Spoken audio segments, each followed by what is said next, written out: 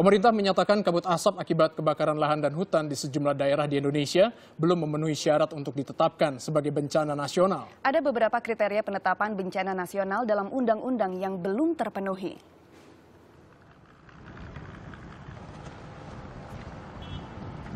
Sudah lebih dari 9 bulan kabut asap menyelimuti sejumlah kawasan di Indonesia. Kabut akibat kebakaran lahan dan hutan ini menyebabkan berbagai kerugian bagi masyarakat. Di antaranya aktivitas sekolah yang terganggu, roda perekonomian yang terhambat, hingga gangguan kesehatan yang cukup ekstrem. Hingga saat ini tercatat lebih dari 200.000 penduduk, baik dewasa maupun anak-anak terjangkit ISPA akibat paparan kabut asap. Kualitas udara di sejumlah daerah mencapai level berbahaya. Bahkan di Kalimantan Tengah level pencemaran udara telah menembus angka 900 atau 3 kali lipat dari ambang batas berbahaya. Ironisnya, dampak negatif kabut asap ini tak serta-merta mendorong pemerintah untuk menetapkan status bencana nasional. Hingga saat ini baru beberapa daerah yang menetapkan status bencana daerah terkait kabut asap. Bencana nasional itu jika yang mendeklar adalah Presiden.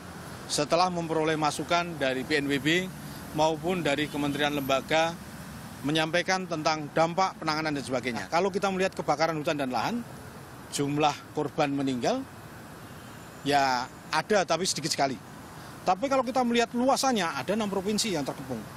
Nah dalam hal ini yang penting adalah bagaimana keberfungsian pemerintah daerah.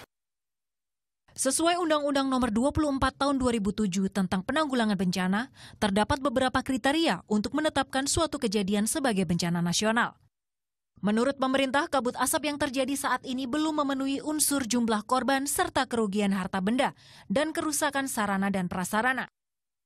Hal inilah yang menyebabkan pemerintah belum menetapkan bencana nasional atas kabut asap yang terjadi saat ini. Meski demikian, pemerintah seharusnya bekerja lebih keras dalam penanganan kabut asap.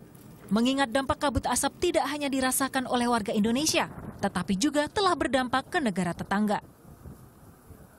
Hingga saat ini pemerintah telah mengucurkan lebih dari 385 miliar rupiah dan menerjunkan ribuan personel TNI dan Polri untuk menangani kabut asap.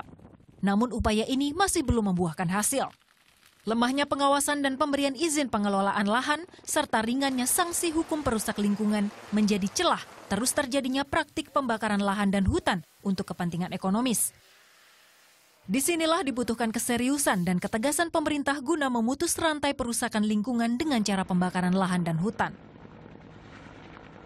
Tim Liputan melaporkan untuk NET.